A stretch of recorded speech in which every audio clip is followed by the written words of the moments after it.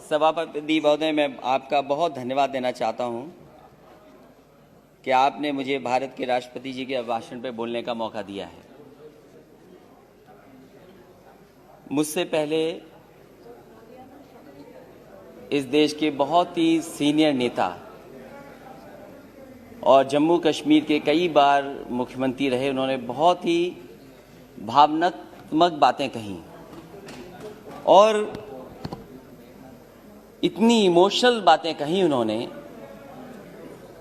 वो हमारे भारत की पहचान है। हमारे भारत की यही पहचान है कि हम गंगा जमुनी तहजीब के साथ मिलकर के रहते हैं। हमारी जो तहजीब है वो मिली जुली तहजीब है। हम सदियों से एक साथ रहे हैं मिलकर के। ये हमारे भारत की पहचान है और अगर इससे किसी को खतरा पैदा होता है या इसको कोई तोड़ने का काम करता है, वो राजनीतिक लाभ लेने के लिए तोड़ने का काम करता है। सभापति महोदय, जब मैं खड़ा होता हूं तो कोई न कोई शेर जरूर पढ़ता है, दो लाइनें जरूर पढ़ता है। पिछली बार भी जब मैं खड़ा हुआ तब भी दो लाइनें किसी ने पढ़ी, सामान्य सदस्य ने। सभापति महोदय, आज भी मैं खड़ा हो रहा था, उससे पहले दो लाइनें बोली गई। मैं उन दो लाइनों के आगे अपनी दो लाइनें जोड़ देता हूं और वही देश की राजनीति है। वही रास्ता जो आज सत्ता में लोग हैं उन्होंने अपनाया हुआ है। मैं उनके साथ अपनी दो लाइनें जोड़ता हूं कि जब तक पिछला कर्तव्य लोग समझ पाए, जब तक पिछला कर्तव्य लोग समझ पाए, एक तमाशा और खड़ा कर देता हूं।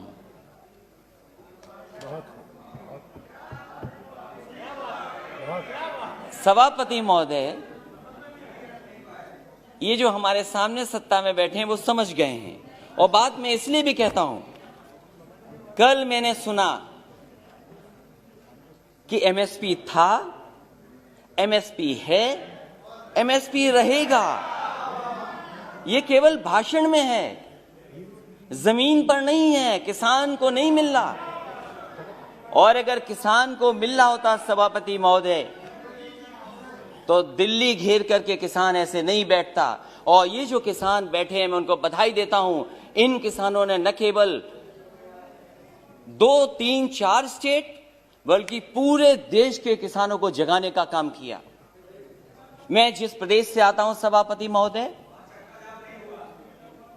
मैं इनसे जानना चाहता हूं कि उस प्रदेश की जनता ने 2 बार इनकी सरकार बनवाई है। 2014 में भी समर्थन मिला जनता का, 2019 में भी समर्थन मिला। मैं इनसे जानना चाहता हूं कि राष्ट्रपति अभिभाषण बोल रहे हैं, क्या जिस डिस्ट्रिक्ट से महामहिम राष्ट्रपति जी आते हैं, क्या उस डिस्ट्रिक्ट में एमएसपी किसानों को मिला है धान का कि नहीं मिला है? और जो लोग जो ये कह रहे हैं कि एमएसपी था, एमएसपी है, एमएसपी रहेगा, मैं उनसे जानना चाहता हूं, माननीय सदस्यों से पूछना चाहता हूं कि बताएं जहां से वो चुन करके आते हैं उस जिले में किसानों को धान का एमएसपी मिला है कि नहीं मिला है। इनके बोलने से मिल गया, लेकिन मुझे खुशी है सभापति महोदय, ये जो बोल रहे हैं, ये जो बोल रहे हैं, ये देश सुन रहा है, किसान देख रहा है। जहां के राष्ट्रपति महोदय हैं उसके बगल का क्षेत्र हमारा है। न एमएसपी धान का मिला, न एमएसपी मक्के का मिला। और मैं तो कहता हूं माननीय सदस्यों से, आप तो सपना ये देख रहे हो, न जाने कितने साल सरकार में रहोगे, कितना बड़ा सपना देख रहे हो आप। और क्या आप जिनके नेतृत्व में चुनाव लड़ रहे हैं उनको सत्य नहीं बताना चाहते? आप अपने क्षेत्र में जाओ, क्या आपको एमएसपी दिला पाए हो किसी किसान को, तो बताओ हमें आप। और जहां तक केवल राष्ट्रपति महोदय, प्रधानमंत्री, वही नहीं, देश के डिफेंस मिनिस्टर भी वहीं से आते हैं। बताओ क्या मिला एमएसपी धान का? उसके बाद केवल यही नहीं है, न जाने कितने गवर्नर उत्तर प्रदेश से बनकर के दूसरे प्रदेश में बैठे हैं। क्या वो गवर्नर साहब अपने गांव में जाकर के नहीं पूछते, जिले में नहीं जानकारी करते? कि एमएसपी मिल रहा है कि नहीं मिल रहा उनको धान को। और मैं सभापति महोदय आपसे कहना चाहता हूं, ये भारतीय जनता पार्टी का नारा था कि हम किसानों की आय दोगुनी कर देंगे, और राष्ट्रपति महोदय के भाषण में भी लिखा है कि मेरी सरकार आज न सिर्फ एमएसपी पर रिकॉर्ड मात्रा में खरीद कर रही है, बल्कि खरीद केंद्रों की संख्या भी बढ़ा रही है। कहां खरीद केंद्र बने थे उत्तर प्रदेश में? मुझे खुशी है सरकार इन प्रयासों को, हमारे किसान अपने परिश्रम से और बढ़ा रहे हैं, और खाद्यान्न रिकॉर्ड,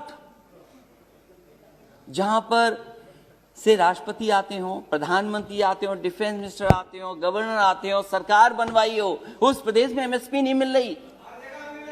और क्या व्यवहार रहा है आपके, क्या व्यवहार रहा किसान, क्या व्यवहार है आपका, क्या व्यवहार रहा किसानों का? अब भारत के इतिहास में अवसर आएगा तब बताइएगा, भारत के अवसर मिलेगा इतिहास तो बताइएगा, प्लीज तब बताइएगा। भारत के इतिहास में ऐसा व्यवहार किसानों के साथ कभी नहीं हुआ हुआ सभापति महोदय। क्या क्या नहीं कहा गया किसान लोगों को, क्या नहीं कहा गया, अपमानित किया गया, और वो दिल्ली आकर के अपनी बात ना कर दें। प्लीज माननीय मंत्री जी कुछ कहना चाहते हैं जी। सर, मुझे एक बहुत विनम्र आग्रह करना है आपके विचारार्थ। राष्ट्रपति जी के अभिभाषण पर धन्यवाद का एक चर्चा चल रही है सर। राष्ट्रपति जी की एक परंपरा होती है, प्रधानमंत्री गवर्नर सबके लिए कह रहे हैं, लेकिन राष्ट्रपति जी के जिले में एमएसपी मिला कि नहीं मिला, ये एक बार आप परंपरा को देख लें। इस तरह का संदर्भ मेरे 20 साल के संसदीय अनुभव में नहीं होता है। जी जी, वो भी मुख्यमंत्री रहे। आपने इंगित किया है, देख लेंगे। नहीं, मैं सभापति महोदय, अगर मंत्री जी ने ये बात, राष्ट्रपति का संदर्भ नहीं ले सकते हैं। सभापति महोदय, अगर ये सभापति महोदय अगर ये कोई संदर्भ में नहीं आए, लेकिन कम से कम हम जाने तो सही।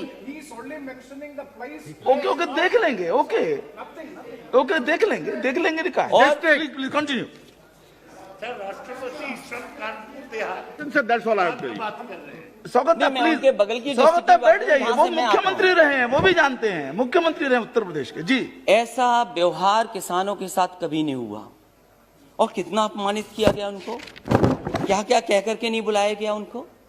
और ये जो तीनों कानून है वो केवल इतना चाहते हैं, जब ये सरकार कह रही हम किसानों के लिए कानून बना करके लाएं, अगर किसान उन कानून को नहीं स्वीकार कर रही है तो सरकार क्यों नहीं कानूनों को वापस लेती है?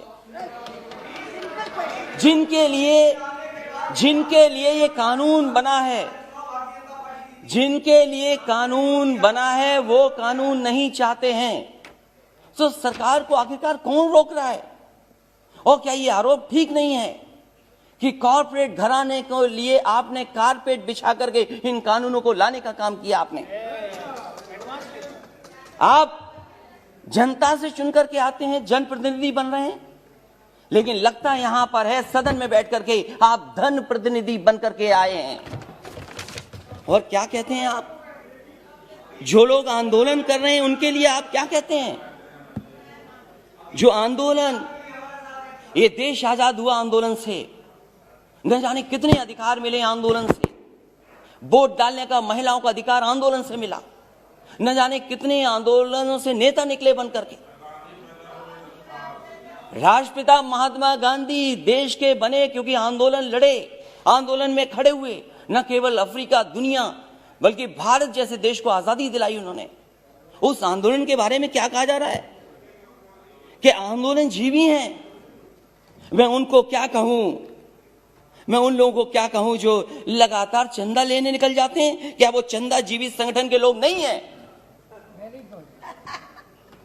अगर वो हो सकते हैं जिनको आप आंदोलन जीवी बोल रहे हैं, तो आप भी तो चंदा लेने के लिए निकल पड़ते हैं, जब कहीं तब निकल जाते हैं आप। क्या आप चंदा जीवी नहीं है? और फिर आप कहते हो कि मंडी मॉडर्नाइज करेंगे, मंडी मॉडर्नाइज करेंगे, मंडी मॉडर्नाइज। अब बोलते रहिए आप। मैं सभापति महोदय मैं कहना चाहता हूं, मैंने पढ़ा कि हम मंडी को मॉडर्नाइज करेंगे, इंफ्रास्ट्रक्चर बनाएंगे। देश में सबसे बेहतरीन अगर एक्सप्रेस वे कहीं बना तो उत्तर प्रदेश में समाजवादी सरकार ने बनाया। और मैंने हमेशा कहा ये शहरों को जोड़ने के साथ साथ गांव को जोड़ता है। जहां शहरों की अर्थव्यवस्था को बेहतर करेगा, वहीं गांव की अर्थव्यवस्था को भी बेहतर बनाएगा। इसलिए उसके आसपास मैंने मंडियां बनाई। मैंने आलू की मंडी बनाई, कन्नौज, फर्रुखाबाद, कानपुर देहात के आसपास के लोगों के लिए, एक मैनपुरी, इटावा और आसपास के लोगों के लिए अनाज की मंडी बनाई। अरे बाबा रामदेव जी से बहुत योगा सीखते हैं ये लोग। उन्हें भी मैंने 500 एकड़ जमीन दी एक मंडी बनाने के लिए, आम की मंडी बनाई। मैं इनसे जानना चाहता हूं, लाखों करोड़ों रुपए इन्होंने मंडियों के इंफ्रास्ट्रक्चर के लिए दिए थे, वो पैसा कहां चला गया? जितनी ईंट लगाई थी समाजवादी सरकार में, उससे आगे मंडियां नहीं बढ़ पाई, वहीं का वहीं काम रुका हुआ है। और फिर अभी प्रधानमंत्री जी गए थे। हमारा प्रदेश तो बहुत अच्छा प्रदेश है। अगर बड़ी चीज दिल्ली से बिके तो हमारे मुख्यमंत्री छोटी चीजें बेच देते हैं। समाजवादी सरकार में बना समाजवादी पूर्वांचल एक्सप्रेस वे जो बलिया गाजीपुर को जोड़ता है और आगे बिहार से लेकर के आगे लोगों को मदद करेगा, अलाइनमेंट समाजवादी सरकार का, लैंड एक्विजिशन समाजवादी सरकार की, और जो व्यवस्था दी थी मंडियों के लिए। मैं जानना चाहता हूं कि आखिरकार मंडियां क्यों नहीं बन रही उसके किनारे, क्यों नहीं मंडियां बन रही? और जहां तक मंडियां क्यों नहीं बन रही, गाजीपुर में मंडी बननी थी, आजमगढ़ में मंडी बननी थी, सुल्तानपुर मंडी बननी थी। और जहां तक अपराध की बात कर रहे हैं सभापति महोदय, देश का पहला मुख्यमंत्री होगा जिसने अपने मुकदमे वापस ले लिए। मुझे बताए कोई मुख्यमंत्री जिसने वापस लिया हो मुकदमे अपने। और फिर अपराध की बात कर रहे हो, ठोको नीति चल रही है, जिसको चाहो उसको ठोक दो। और कानून व्यवस्था की बात करोगे, महिलाओं की बात करोगे। मेरी माता जी बैठी हैं, महिलाओं पे बहुत चिंतित रहती हो। जाओ क्या हालत है उत्तर प्रदेश में माताओं बहनों की, और अपने आंकड़े निकाल करके देखो क्या आंकड़े हैं। सबसे ज्यादा अपराध अगर कहीं हुआ है तो महिलाओं के साथ अपराध उत्तर प्रदेश में हो रहा है। तो इसलिए सभापति महोदय मैं कहना चाहता हूं, राष्ट्रपति जी के अभिभाषण पर बोलिए ना। सभापति महोदय, दूध की भी बात हुई, दूध की बात हुई, बैठिए। कुछ सभापति महोदय, दूध की भी बात हुई, प्लीज बैठ जाइए। मैं इनसे जानना चाहता हूं, उत्तर प्रदेश सरकार ने जब समाजवादी सरकार थी तो गुजरात का अमूल प्लांट वहां लगाए, 5-5 लाख लीटर के 2 प्रोक्योरमेंट के प्लांट लगे। मदर डेयरी का प्लांट लगा, प्रोक्योरमेंट बढ़ा, प्रोडक्शन बढ़ा। 4 साल गुजर गए, एक नया प्लांट मिल का नहीं लग पाया। और दुख तो तब होता है जब लखनऊ के प्लांट में, अमूल में, वहां के लोगों का दूध नहीं प्रोक्योर हो रहा, गुजरात से आकर के प्रोक्योर हो रहा है दूध। वहां पर सरकार बनाए उत्तर प्रदेश, लाभ किसको मिले? इसलिए सभापति महोदय, समय मेरे पास आपने कम दिया, मैं धन्यवाद देता हूं, लेकिन मेरी यही गुजारिश है कि जहां किसान की जान चली गई है, मैं श्रद्धांजलि देता हूं, उनके परिवार के लोगों को नौकरी मिले। ये ऐसा दुर्भाग्य है जहां किसान अन्नदाता हमारा बैठा और सरकार नहीं सुन रही। और अहंकार तो बड़े बड़ों का नहीं बचा। ये वो किसान हैं जो कीले उखाड़ देते हैं, पेड़ उखाड़ देते हैं, बंजर जमीन को ठीक कर देते हैं। और समय आएगा सभापति महोदय, इस सरकार पे भी पटेला चलेगा। बहुत बहुत धन्यवाद। श्री दिलीप सैकिया जी।